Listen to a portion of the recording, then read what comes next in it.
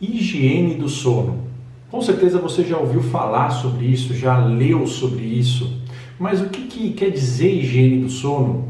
Será que ela funciona? Será que ela pode te ajudar a dormir melhor sem o uso de medicações? Eu vou responder tudo isso no vídeo de hoje e vou te dar uma dica prática de higiene do sono para você poder implementar na sua rotina a partir de agora, aqui no canal Saúde da Mente.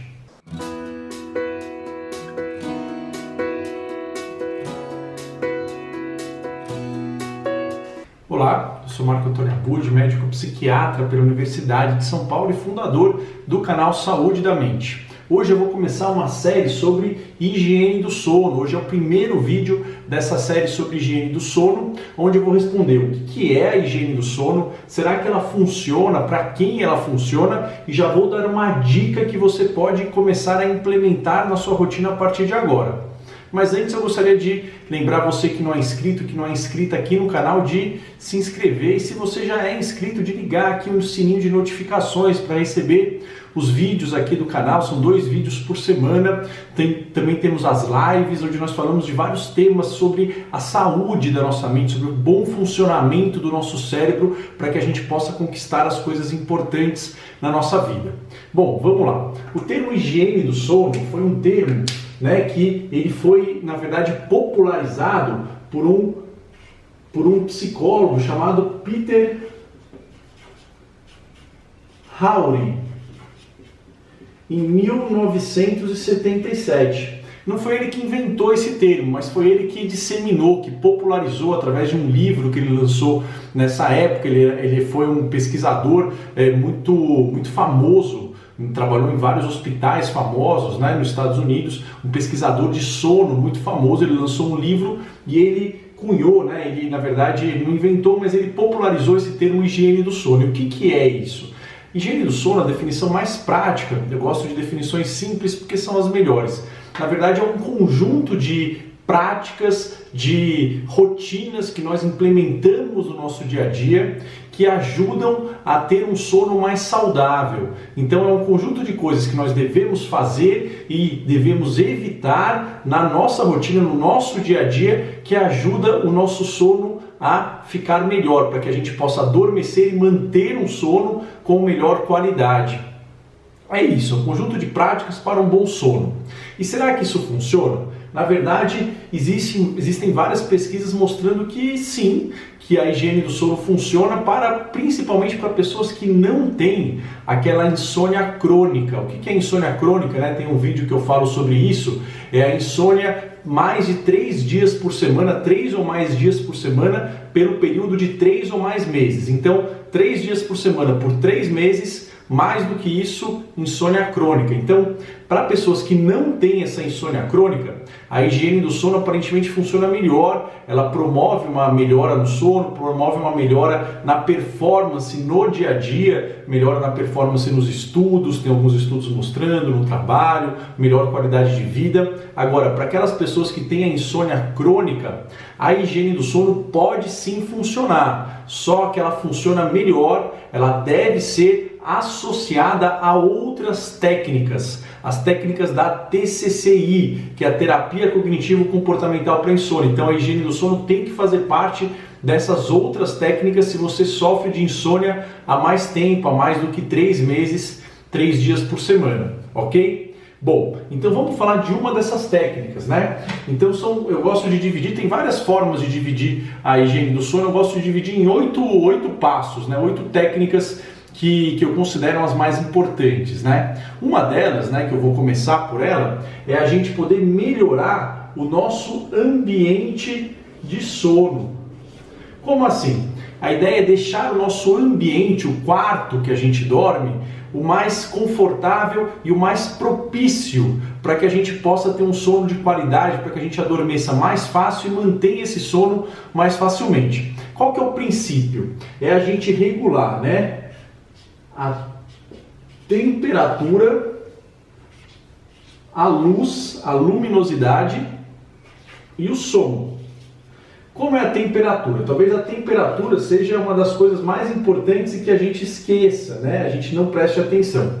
O ideal é que a temperatura do nosso quarto para dormir seja levemente menor do que a temperatura do ambiente. Mais ou menos quanto? Mais ou menos uns 4 ou 5 graus a menos do que a temperatura que tem no nosso ambiente. Se você tem, né, um ar-condicionado, um aquecedor com essa medida, isso fica mais fácil. Caso contrário, você não precisa ficar muito atento. A ideia é que o quarto ele seja arejado, não seja um quarto abafado. Seja arejado, de preferência com uma temperatura discretamente inferior, né? Não muito quente, de preferência um pouquinho frio.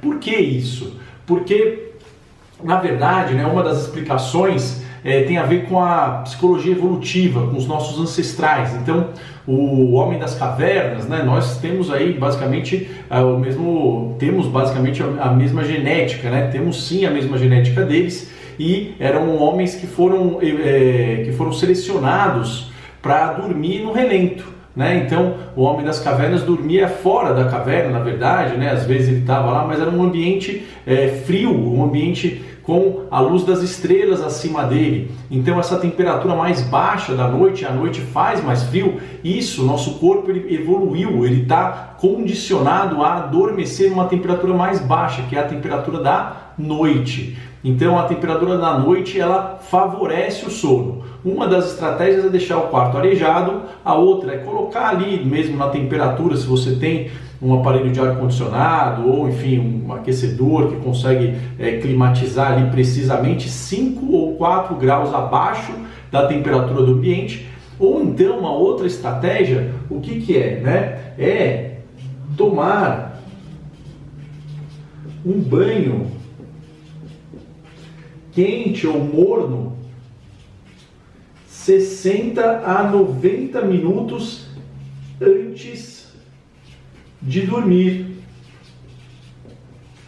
Por que isso? Por que tomar um banho morno, um banho quente, mas morno, né? Não muito quente, 60 a 90 minutos antes de dormir? Porque aí a temperatura do corpo vai elevar. E quando nós formos para o quarto, vai ter um choque, entre aspas, né? Uma discrepância entre a temperatura que o nosso corpo está e a temperatura do ambiente. Então a temperatura do corpo vai cair de uma forma um pouquinho mais abrupta, né? Não é nada muito intenso isso. Só que vai dar para o nosso cérebro a dica de que o ambiente está um pouquinho mais frio e de que é hora de dormir. Então a gente quer mostrar para o nosso corpo que está esfriando, isso quer dizer que está ficando de noite, que a gente tem que dormir. Então isso é uma dica que pode ajudar, você pode começar a implementar essa ducha, esse banho, não precisa ser nada muito rápido, né? 1 hora, 1h30 antes do horário de dormir, ok? Luz.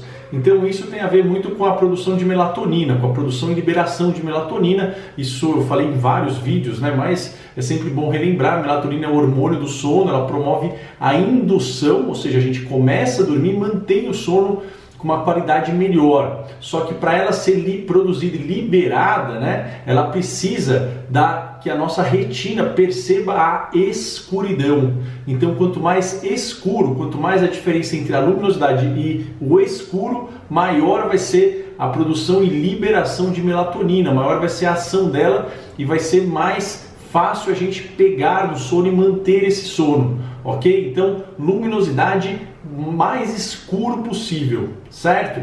E o som, o ideal seria o barulho menor possível. Só que o que acontece, né? Ainda mais quem vive em grandes cidades, como eu, por exemplo, tem uma série de pessoas, né? Eu moro aqui em São Paulo, mas, enfim, várias cidades, às vezes a gente não vai conseguir ter esse ambiente com tanta tranquilidade, até porque tem uma imprevisibilidade. Pode ser que alguém grite, pode ser que tenha uma buzina, um acidente, enfim, um barulho do vizinho, né, arrastando móveis à noite, enfim, nós não sabemos. A ideia é a gente tentar evitar uma irritabilidade maior. Da irritação, isso tudo atrapalha sim, mas a gente saber que esses imprevistos podem acontecer. A gente já vai com a expectativa de que isso pode acontecer, e caso isso seja frequente, a ideia é a gente usar alguns tampões de ouvido ou de repente um fone mesmo, né? A gente pode até colocar um áudio de uma música mais tranquila, de repente um áudio de meditação, algo que seja mais relaxante e que ao mesmo tempo proteja, né, a nossa audição desses barulhos. Isso pode ajudar bastante. Então,